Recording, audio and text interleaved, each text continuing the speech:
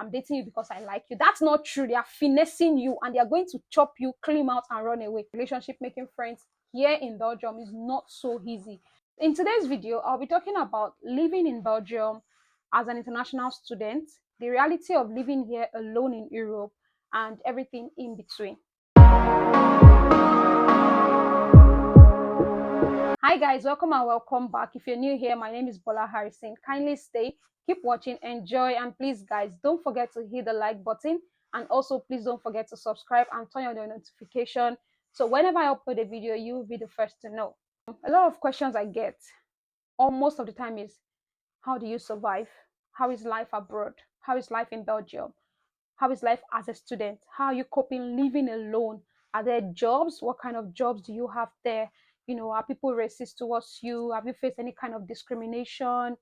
All of these questions, sometimes it's like things that you can't exhaust in one conversation with somebody. It's things you can't finish saying even in one video. I reside full-time in Belgium. I'm not a permanent resident. Do you understand what I mean? I'm a resident in Belgium and I live here full-time.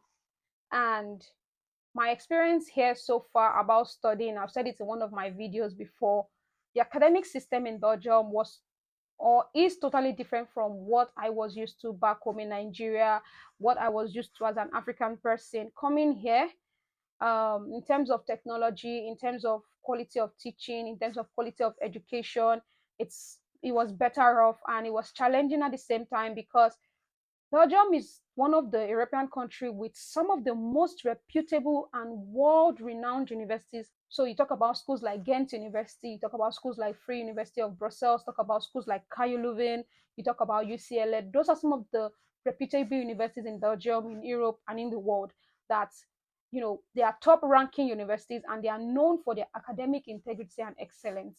So these are schools that if you don't want to study, if you are not the type that academics is your calling, like you don't like school, you just want to japa, you just want to travel for migration purpose, then coming to Belgium to study might be very difficult because Belgium universities or Belgian universities are very demanding in terms of the academic expectations, what they want from you as a student, what they expect you to bring to the table as a student. It's high. It's like very complicated academic system. It's very tough. It's very demanding for schools like Ghent universities, for schools like KU Leuven or Free universities, where they are known for academic and research excellence. What they demand of you in terms of classes, like for KU Leuven, you have to go to school almost every day depending on your classes. There are some courses that you basically have to be in school Monday to Thursday or Monday to Friday, Monday to Wednesday. You have assignments back to back, and those assignments are graded. They are not assignment for assignment purpose, and you will still sit for exams. Schooling here in Belgium, it's challenging. Now, working in Belgium, if you're living in Belgium as a student, you are entitled to 20 hours maximum per week and 600 hours per year. How you do that, it's how you arrange it is left to you. As an international student, the challenge is that you have to work and study. Now, working and study was not something I was used to. Bachelor's degree, most of us with parents or family back home in Africa, the idea of it going to school, they want you to be comfortable, they want you to face your studies. So your tuition fees paid by your parents, right? You're living in your parents' house or your uncle's house or your auntie's house. So you had time to study. You didn't have any excuse for failure. But here you would be studying, paying your bills yourself. That's for those, I'm talking about independent student now. Like you get to a certain age that your parents won't pay your bills anymore, even when if you're in Africa, So you're at a certain age, you leave your home, or you don't have any family abroad and you're here to hustle and study. It's challenging because you are working, let's say, 15 hours a week, and you have classes. Like maybe sometimes you can have two classes on Monday, one on Tuesday, you have class on Wednesday, and then you are still going to work. By the time you do an evening shift and go to class the next morning, you are tired, you are not listening. Everything they are saying is just jumbling up in your head. So you have to go extra mile. So if you're the type that schooling is not really your main purpose of migrating, you might find it difficult to live in Belgium and study conveniently and to get good grades in your university. In as much as you're a student here and you are an independent student, you have to work and then go to school, which can be very tasking, demanding, and honestly, it's tough and it's draining. I'm not going to lie, because the amount of assignments that some departments, some programs will give you. They assume that what you have come to do in Europe is to study and go back to your home country. So you don't have an excuse to say, oh, I went to work, I worked 20 hours this week. Nobody cares, because your main duty is not to go to work, but to go to study. Now, that brings me to the third point: cost of living here in Belgium. Cost of living in Belgium is not so, it depends on where you live, depends on how you your lifestyle, and it depends on where you stay and where you shop, the kind of jobs you do, and how much you earn, and the house you stay, importantly. Because if you stay in school dormitories, you'll be paying within maybe 350. Now the cost of housing is increasing in Belgium because of the whole rising cost of living. It's increasing, so the cost of housing is increasing, and then like housing is becoming scarce, especially in student cities like Leuven and in Brussels. If you find housing also, even when you find it's expensive, so to get the affordable ones like 350 euros, 300 euros is quite, difficult to find housing like that. So if you're staying in school dormitory, you might be lucky to find between 360 to 500 or 600 or 700, depending if you're renting a single room or you're staying in a studio apartment or shared apartment with some other students or people living in Belgium as well. Depends on you. Where you stay matters, because whatever you pay as rent determines what you have left to fend for yourself, and in some cases to pay your tuition fee. So one thing I like about here is that you will find expensive stores, you will find cheaper stores. Like for instance, you find stores like Colruyt, Aldi, Lido, you find Action. Those are like very affordable stores. Colruyt is like you can buy very cheap things. You can stock up your house for a week with 20 euros. You can buy food. You get spaghetti like 0.60 cents, 50 cents, 70 cents. You get rice for 1 euros, 75 cents. You get rice for 4 euros, depending on your preference. There are rice of 8 euros and 10 euros and above, like that. Depends on what you're eating. Most time in a month, if I'm going to stock up, I spend less than 50 euros to buy rice, spaghetti, vegetables like fruits. Sometimes I just keep 100 euros aside for my groceries for 6 to 8 weeks. And that 6 to 8 weeks with the 100 euros takes me for food. I mean, buying everything I need, buying fruit, even buying proteins like meat, chicken from the Brussels market, African market. And in some cases, I spend like 50 euros, and then whatever is left every week, I budget this amount to spend to buy maybe cook food, cook African food, or cook my normal food, or go with Indomie and stuff like that. So cost of living, I would say, is not so high. Housing is expensive in some cities, housing is cheap in some cities, and it depends on where you find the housing, where you find it, when you find it, and the type of housing where you are staying. You might get an accommodation where you are paying 350 or 400 euros, and your electricity and water bills included, so you don't have to worry about things like that. And if you might get accommodation of 450 euros, and you still have to pay electricity and water bill and even your utility and every other thing, and not part of the 400 euros. So cost of living, it varies, but you can shop at cheaper stores for international students, which is what I do to save money. The lifestyle here is a very lonely place. Kama Kuro, Kama Jali, Kama Kuro, let's not lie. Let me just say the truth. It's hard.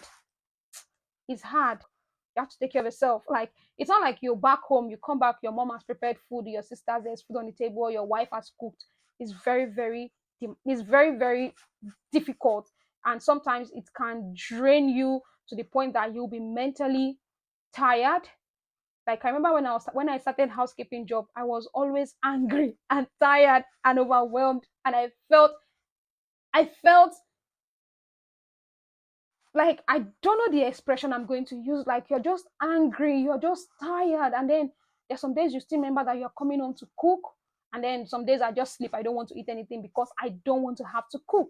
So that's just how life is here. That's just the reality of it. I was trying to make a point that working here can be challenging as an international student, because you don't have support, you don't have help. So imagine you're living alone, you go to work, you go to class, you come back, you're tired. There is no help, there's no support. Sometimes this affects you mentally. Sometimes this makes you lonely, it makes you withdraw, because there is no societal bond with anybody, no friends. Like if you're the type that is also an introvert, you might easily get depressed here in Belgium. I'm serious, you might easily get depressed, because Belgians like fun. They have parties, they have places you can go to. But if you're the type that you're an introvert, like me, I seem very sociable, but there are certain things I don't do. Like I don't go out late, I don't keep late night, I don't go out. Like I'm an introvert extrovert, if you know what I mean.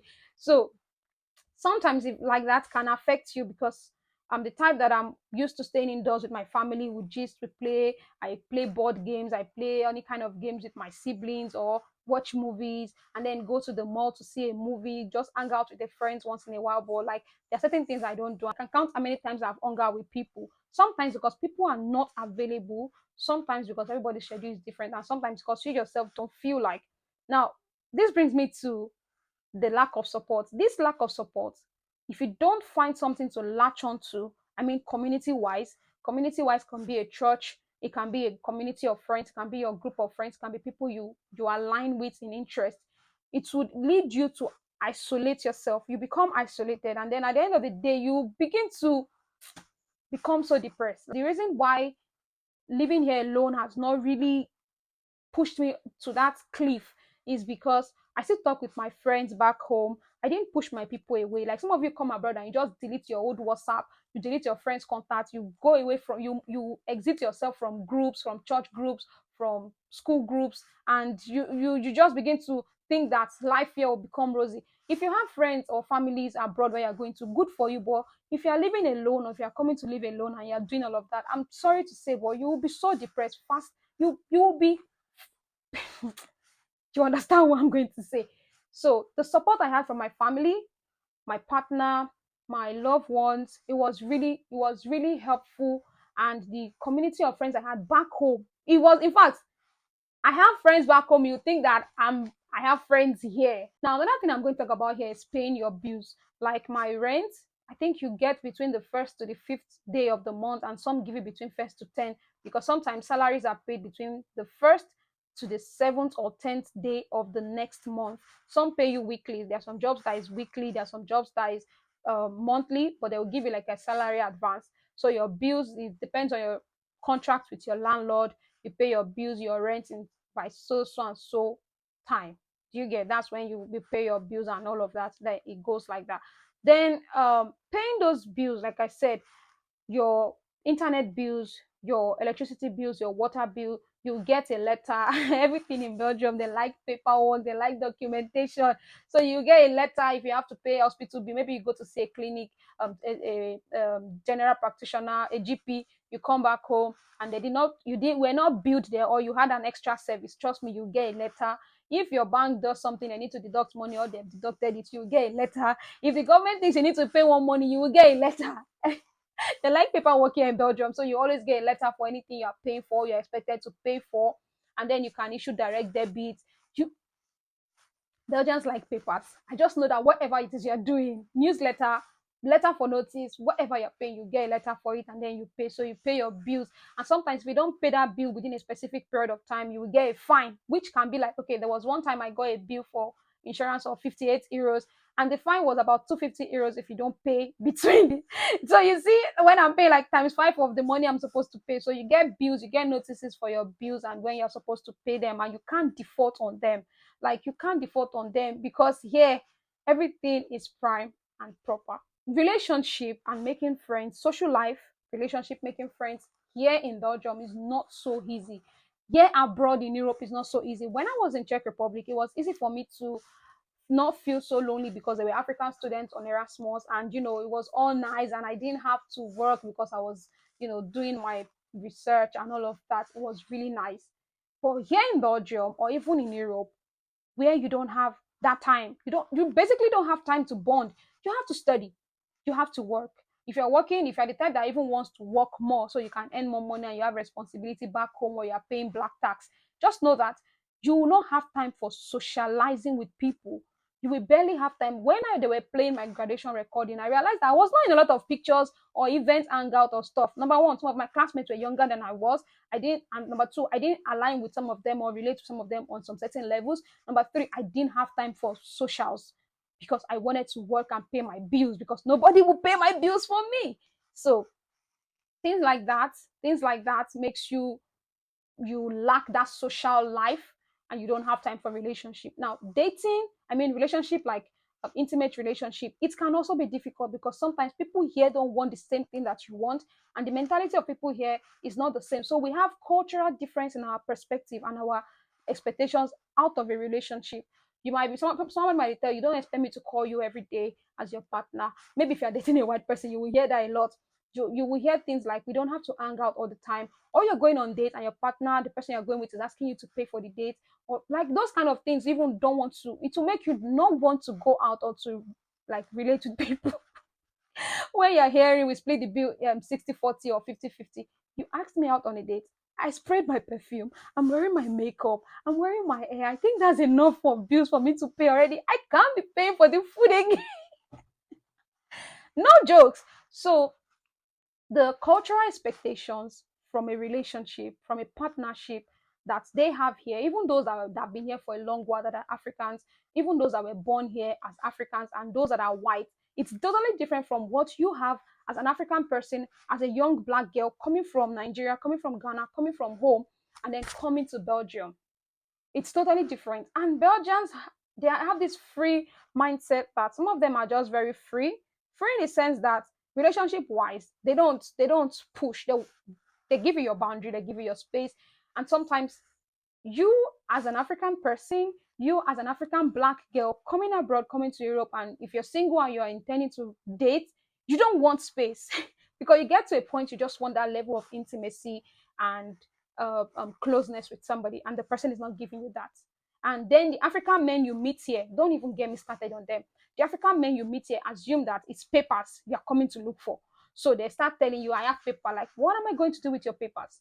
Like, before they do something for you, show you a job, give you an opportunity, you start hearing things like, "Oh, I like you," and even the married ones, I'm like, you didn't leave these bad characters in Africa. You still brought them here with you.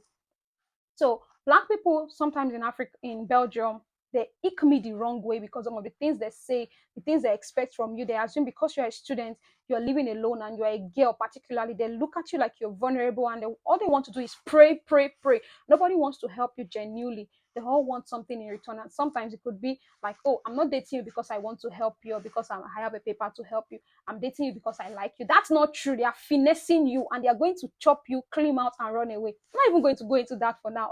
That's just it for relationship, for social life. It's difficult. Kimak muro. But it can't go.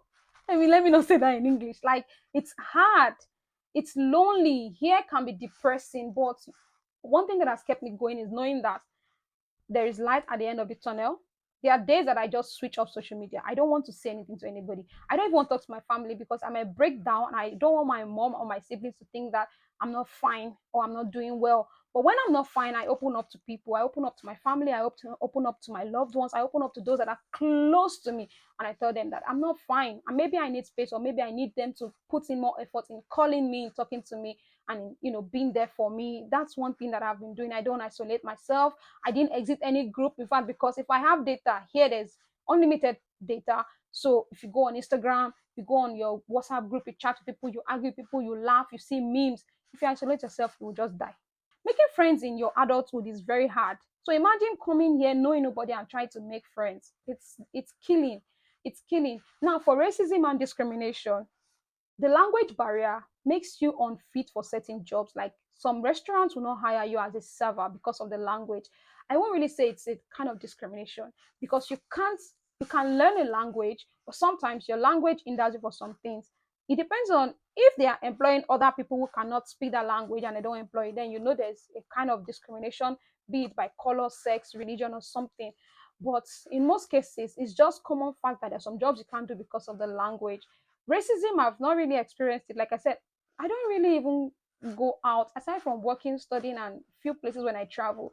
I don't socialize that much to the point that I will say people see me and say stupid words to me that will get me angry, or racist comments. No, I've not experienced that. Discrimination, I would really not say I have also.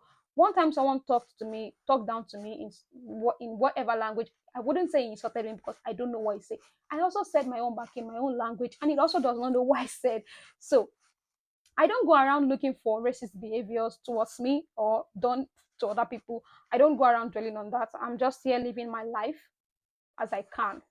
So the truth living here is, it's nice, it's beautiful, the system is working, everything is working for you. School is fine, you have good amenities, you have internet supply in your university, you have access to books, access to study materials, access to your professors, you have access to quality education.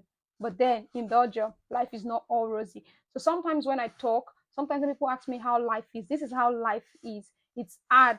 It's hard. It's hard. Life here, olegon, olegon. Like life here is very difficult for international people. It's not so easy because the language gives us a lot of problem. It excludes us from a lot of opportunities, opportunities that you will normally be qualified for, but you can't do them because of the language. And learning the language is not something you can do in 1 month. It takes 6 months, a year, and more all through your life to learn. And Dutch is not one of the easiest language to learn.